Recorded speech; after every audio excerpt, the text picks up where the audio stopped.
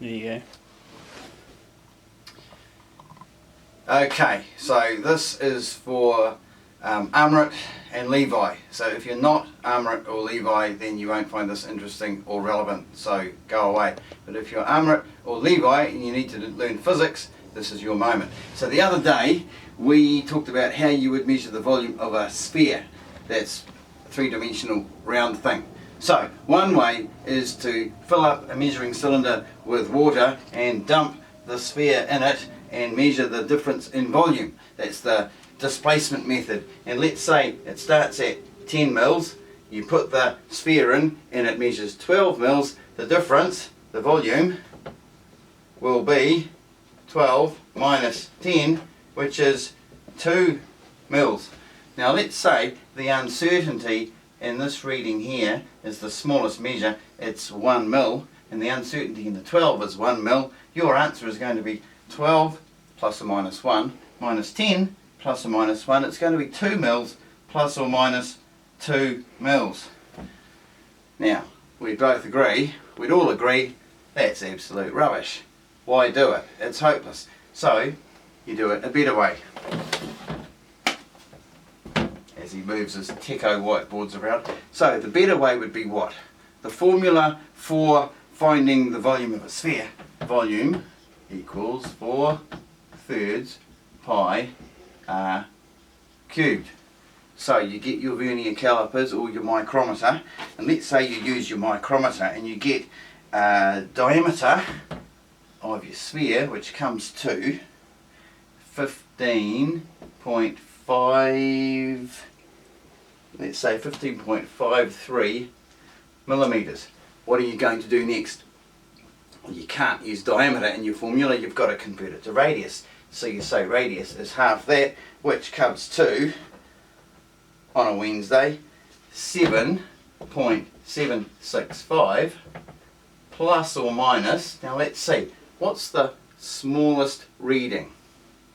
The smallest reading in a diameter would be 0.01 millimeters. So radius will be half that, be 0.005 brackets millimeters. So what are you going to do with that? You're going to have to convert that to a percentage. So if we convert it to a percentage, we get our calculator, go 0.005 divided by 7.765, and what do we get?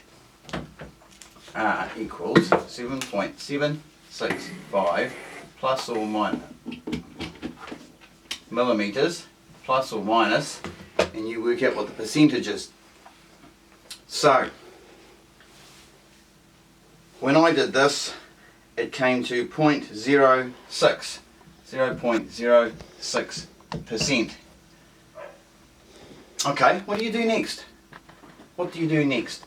What happens to a percentage uncertainty if you have to cube R? What happens? Well, think about it. Cubing R is just saying R times R times R. What happens when you multiply something with an uncertainty? The percentage uncertainty, if you multiply something, the percentage uncertainty doubles.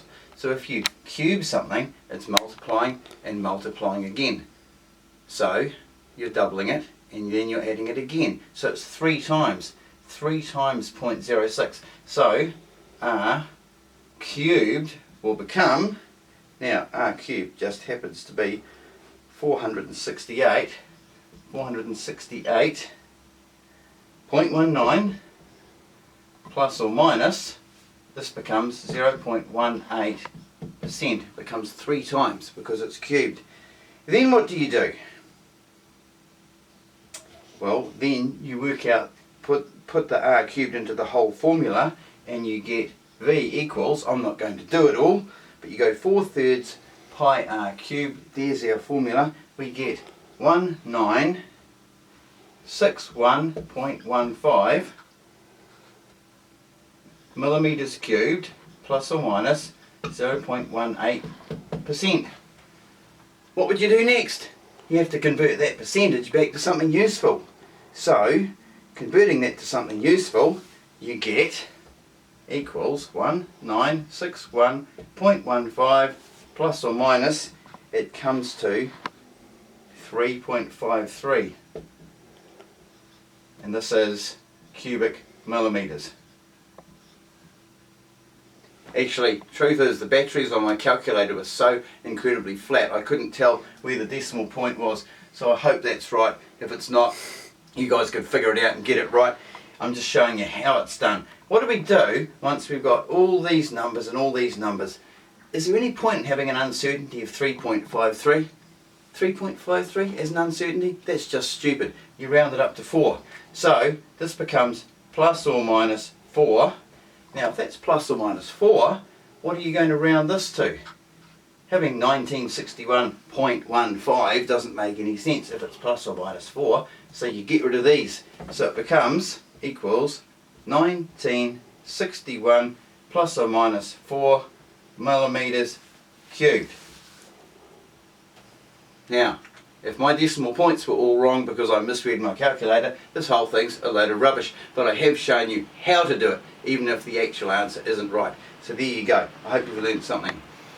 Next thing we need to look at is what do you do, get rid of these things, what do you do if you're trying to draw a graph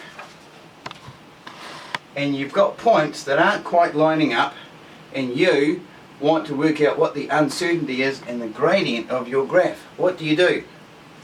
Well, first of all, you need a pen and a ruler, which I now have, and you draw a best fit straight line without everything falling over. So you get your ruler and you put it so it's going to go through kind of through the middle of these points, kind of like that, and then you draw a line and you think that's not too bad. I hope you can see that. It goes kind of through the middle of the points without skewing one way or the other. And then you think, well, what's the uncertainty in that gradient? Like, what could it possibly be? What could a maximum or minimum value be? So you get your ruler again. A see-through ruler is good because you can see through it, and you hold it and you put it where it might be able to give you a possible allowable line that's either a maximum or a minimum that still kind of works.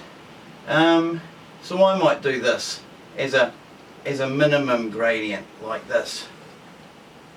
See, it kind of works. It fits that point and that point and that point. This point's off to one side, these points are on the other side, and you label this one M gradient and you label this one M dash.